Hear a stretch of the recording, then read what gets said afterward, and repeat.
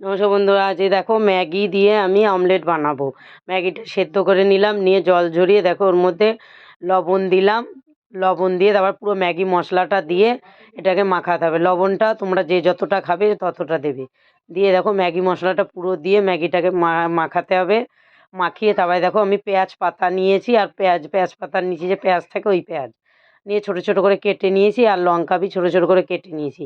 নিয়ে একটা ডিম ফাটিয়ে দিয়েছি, দিয়ে নুন তোমরা যে যতটা খাবে ততটা দেবে। দিয়ে তারপরে হলুদ দিয়ে এটা ভালো করে ফাটিয়ে নিলাম। এটা ভালো করে করে নিয়ে তারপরে দেখো তাওয়ায় তেল দিলাম, দিয়ে এই ম্যাগিটা আমি চারিদিকে ছড়িয়ে দেবো, বীজখানে ফাঁকা রেখে চারিদিকে হাতটা হাতটা দেখে করবে, ছ্যাঁকা লাগতে পারে হাতটা। মাঝখানে ফাঁকা রেখে দেখো আমি ওই ডিমটা দিয়ে দিলাম, মাঝখানে দিয়ে এরকম উল্টে দেবে। খেতে এত সুন্দর হয়েছে, একবার করে খাবে, করে আমাকে কমেন্টে জানাবে। দেখো খুব